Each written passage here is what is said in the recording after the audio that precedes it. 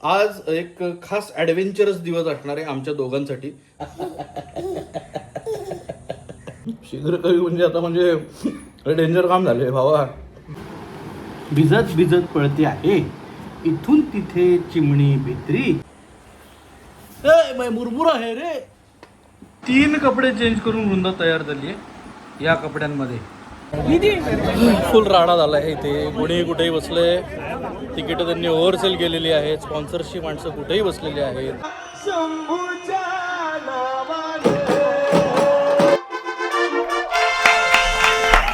अरे hi hello good morning. आमची आत्ताच सकाळ झालेली आहे. आज वृंदा मस्त झोपून 10:30 वाजता उठलेली आहे. आज एक खास ॲडव्हेंचरस दिवस असणार आहे आमच्या दोघांसाठी, खास करून माझ्यासाठी. कारण आज मी वृंदाला काय म्हणते काहीतरी बोलते. आज मी वृंदाला एका खास कार्यक्रमाला घेऊन जाणार. तो कार्यक्रम कोणता आहे ते तुम्ही बघा, थोड्या वेळात मी तुम्हाला दाखवतो. पण संध्याकाळी तो कार्यक्रम आहे. पण एखादी गोष्ट असते ना की आपण प्लॅन करून ठेवलेली असते, तर ते एक ॲडव्हेंचर असणार आहे माझ्यासाठी. कारण मोनिका शूटला गेली, तिचं पॅकअप कधी होईल माहीत नाही. तिचं पण तिकीट काढून ठेवलेलं आहे त्या कार्यक्रमाचं. तर ते झालं, तिचं पॅकअप जर झालं वेळेत तर ती वेळेत येईल. पण तोपर्यंत इथून मला घेऊन जाणं तिला, हे मोठं जबाबदारीचं काम माझ्यावरती आज आहे. तर सकाळी ही उठलेली आहे आत्ता आणि ते तोंड कशी करते तर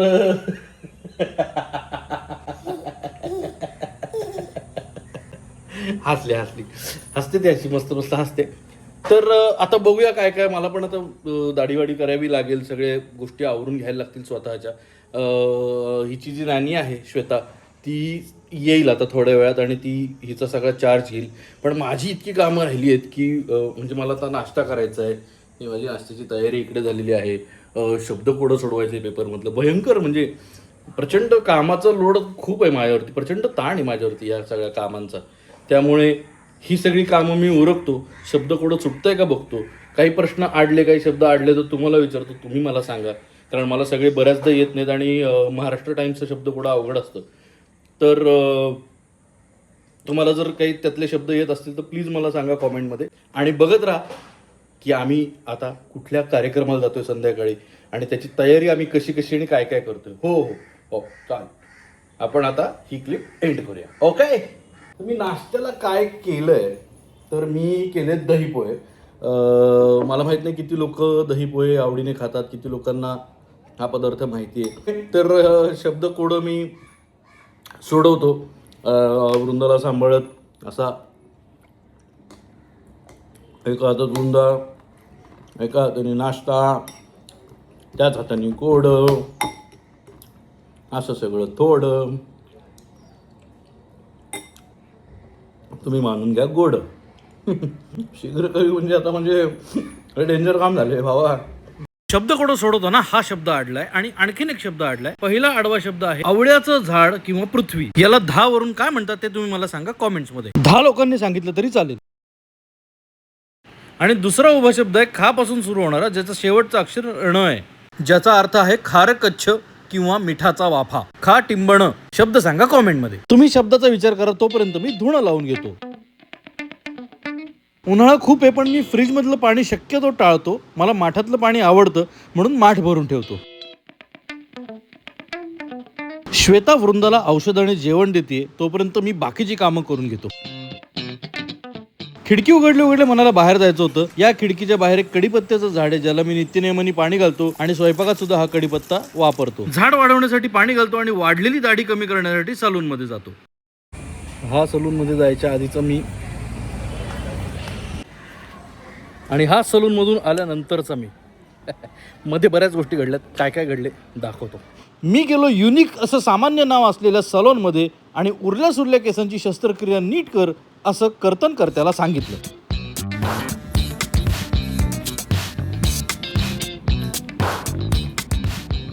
मग मी गेलो हार्डवेअरच्या दुकानात. तिथे घरातल्या नळ दुरुस्तीसाठी काही साहित्य मला खरेदी करायचं होतं. तर असे सगळे उपद्योग करून पाना स्पॅनर वगैरे घेऊन मी आता घरी आलेलो आहे. घरी म्हणजे लिफ्ट पाशी थांबलोय. आता लिफ्टमधनं घरी जाणार. घरी कदाचित वृंदा झोपलेली असू शकते, त्यामुळे तिथे बडबड करता येणार नाही.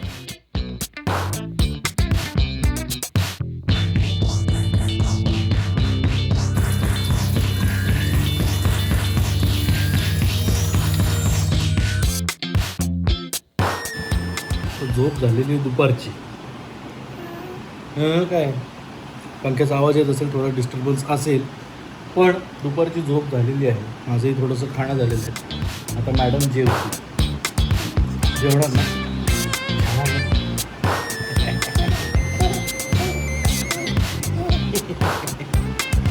असं सगळं चालू असतं, मजा मस्ती.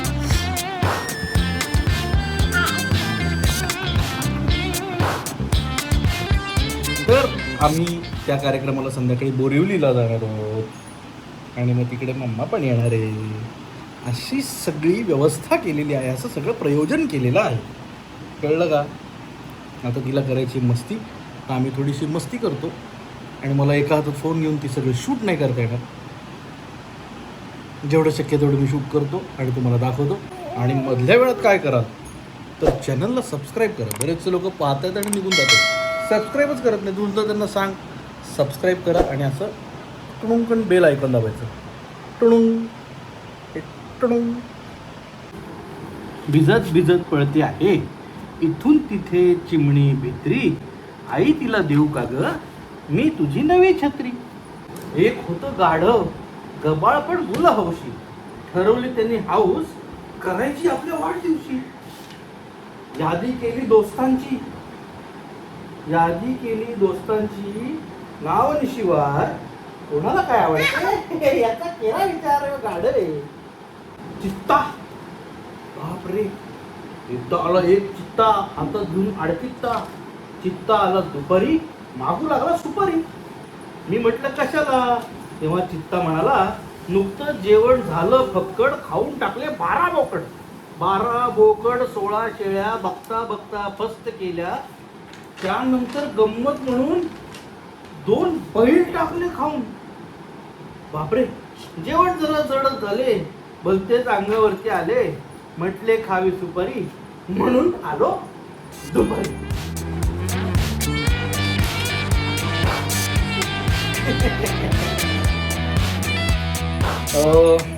बॅग भरायला लागेल तिची, खाऊ वगैरे तिचा सगळा ह्याच्यात घेऊ. एखाद एक्स्ट्रा सेट ऑफ कपडे आणि डायपर्स आणि वेट टिश्यूज अशी सगळी तयारी करून घेऊया. बघूया बॅगेत काय काय भरता येते. चला. 3 डायपर घेतले. वेट टिश्यूज वृंदाचा फेवरेट खाऊ मुरमुरे. तिला भूक लागली मध्ये, तर तसं तिचं जेवण झालंय, पण तो प्रोग्राम साधारण 10 वाजेपर्यंत चालेल. तर मध्ये तिला काहीतरी पाहिजे म्हणून स्नॅक्समध्ये मुरमुरे. मुरमुरा आहे रे. एक्स्ट्रा सेट कपड्यांचा एक घेतला पाहिजे.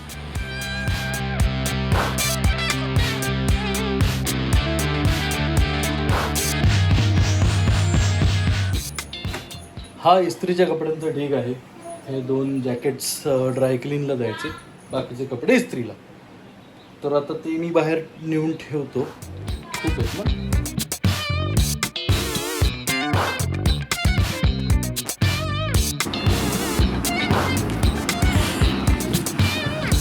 झालं. So dress according to occasion, म्हणजे साधेसे कपडे घाला. हा जो काही फंडा आहे तो काय आत्ता इथे लागू करता आलेला नाही, कारण खणाचाच एक फ्रॉक मी निवडला होता, तर तो काही ती घालू देत नाही. ते कदाचित तिला तो बसत नाही आहे फिट, आणि ती खूपच तो घालताना रडली आत्ता. त्यामुळे तिला एक सिम्पल साधा फ्रॉक घातला आहे मी कॉटनचा, कारण उकाडा पण खूप आहे आणि मला एकट्याला तिला सांभाळायचं आहे. मोनिका येणार आहे, पण ती किती वाजता कधी येणार आहे काय माहीत नाही. सो आत्तापुरतं तिला मी नॉर्मल एक फ्रॉक घातला आहे. मी पण असेच कपडे घालणार आहे जे मला कम्फर्टेबल असतील. आणि तिला घेऊन आता गाडी बुक करतो, कॅबनी जातो, म्हणजे मला तिला घेऊन बसता येईल. मी असं काहीतरी पहिल्यांदा करतो की तिला घेऊन मी ट्रॅव्हल करतो आहे. जवळच जायचं आहे, फार लांब नाही जायचं. बोरिवलीला जायचं आहे, मी गोरेगावात आहे. जर असं वाटलं की नाही हँडल होतं तर मी सरळ घरी परत येणार. आता मी पण पटकन रेडी होतो आणि झटकन कॅब बुक करून निघायला लागतो, कारण संध्याकाळची वेळ आहे, यावेळेला खूप ट्रॅफिक असतं. सो मी रेडी झालेलो आहे. उगाच जास्त रेडी नाही झालेलो, कारण की लोक कार्यक्रम बघायला येतात. मला बघायला येत नाही. ही 3-4 खेळणी पण घेऊन ठेवतो, ती आता कुरकुर करायला लागली, कारण की बघूया.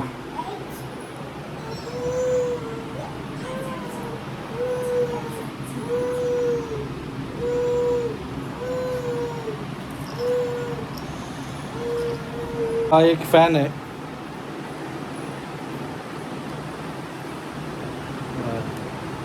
तो कंपल्सरी मी घेऊन जातोय, कारण तिकडे उकडणार खूप, तर लागू शकतो हा फॅन.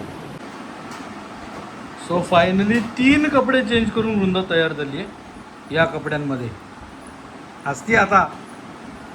फायनली खाली आलो आणि वृंदा पण थोडी शांत झाली. बाहेर पडल्यावर तिला छान वाटतं, आणि नशिबाने जरा वारं बिरं पण सुटलं आहे आज. सो कॅबची वाट बघतोय, कॅब येईल आणि मग लगेचच आम्ही प्रस्थान करू बोरिवलीला. 5:15 वाजल्यापासून मी कॅब बुक करतोय. आता जवळपास 5:40 झालेत. मी व्हाईल प्रचंड घामाघूम झालेलो आहे. दिसतोय का कॅमेरामध्ये? नाही, हां दिसते बघ, इथं लाईन दिसते. हो, अरे देवा, ए सी असेल ना. कॅब तर आली आहे, पण काली पिली आहे. ए सी असेल ना, त्याच्यासाठी कॅब बुक केली, ते मेन पर्पज सर्व झालं पाहिजे ना, नाही का? पण आहे ए सी आतमध्ये, त्यांच्याकडं ऑलरेडी एक कस्टमर आहे. फायनली कॅबमध्ये बसलो आहे आणि आता निघालो आहे. 5:45 झालेले आहेत. 6:30 वेळ आहे कार्यक्रमाची, पण तो 7 वाजता सुरू होणार आहे. सो लेट्स सी किती वेळात आम्ही पोहोचतो. पुन्हा एकदा ट्रॅफिक, आणि आता वृंदा दमली. आता काय झालं तुला? कुरकुर का करतो? असं झालं का? यायच्या जा असं झालं, त्याच्यामुळे ती कुरकुर करते. तर ह्याचं डिकोड कसं करायचं ते मला माहीत नाही, आय डोंट नो. अशी सगळी धमाल आहे. पण आम्ही आता एक 15 मिनिटात पोहोचू असं दिसतंय.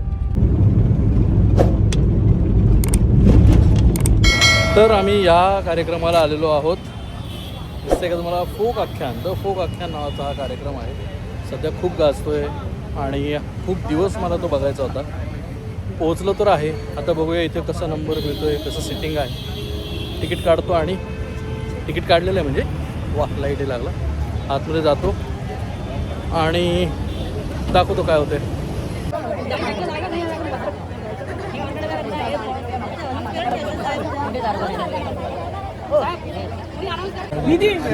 फुल राडा झाला आहे इथे. कोणीही कुठेही बसले. तिकीटं त्यांनी ओव्हरसेल केलेली आहेत. स्पॉन्सरची माणसं कुठेही बसलेली आहेत. आणि आता गेली 20 मिनटं मी इथे उभा आहे आणि बरीच लोक उभी आहेत. प्रचंड गर्दी. त्यांना माहिती पण नाही की कुठे जायचं, कुठे सोडायचं. सगळेजण आम्ही 2,500ची तिकीट घेऊन पण पुढे 2,500, 4,000, 5,000 अशी तिकीटं घेऊन सुद्धा बसायला जागा नाही आहे. लोक आपापल्या खुर्च्या घेऊन येत आहेत. आता मी माझी खुर्ची कशी आणू, असा सगळा घोळ आहे. तर कार्यक्रम चांगला आहे, लोकांचा प्रतिसाद चांगला आहे, पण मॅनेजमेंट लोक शो घेतात, लावतात आणि मॅनेजमेंट नीट करत नाहीत. त्याचं एक उत्तम उदाहरण हे आहे. नाही ठीक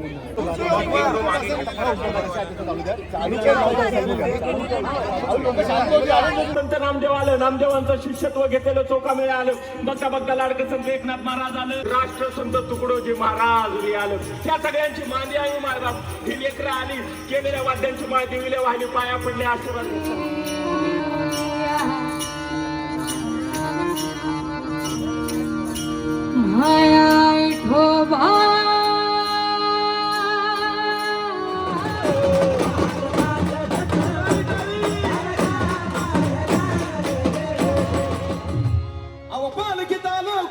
सोबती मावला नसर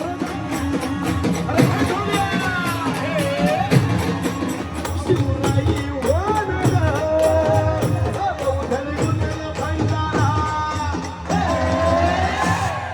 उधळी गुलाला भंडारा, उधळी गुलाला भंडारा, शिवबाच्या शंभूच्या नावाने.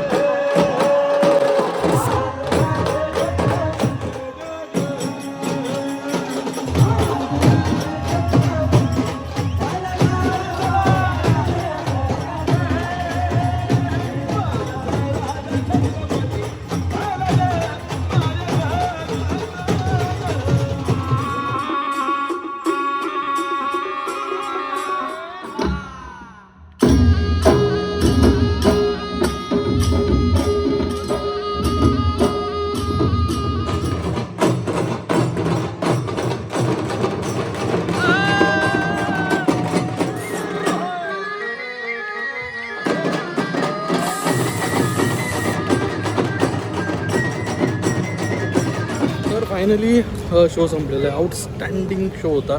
खूप मजा आली. वृंदानी पण पूर्ण शो एन्जॉय केला. शांत बसली होती. मजा मस्ती केली आणि खूप मजा आली. म्हणजे हा शो खरंच चुकवू नये असं आहे. आज थोडंसं मिसमॅनेजमेंट होतं पण ठीक आहे. शोची काय त्याच्यामध्ये चूक नाही, आयोजकांची चूक आहे. कोणीतरी शो घेतला होता. आउटस्टँडिंग शो नक्की बघा. तर फायनली फोक आख्यान बघून आता काही दिवस उलटलेले आहेत. व्हिडिओ पण एडिट करून माझा तयार आहे, जो मी आत्ता अपलोड केलेला आहे, जो तुम्ही बघितला की मी दिवसभर वृंदाला कसं सांभाळलं आणि मग तिला कार्यक्रमाला घेऊन गेलो.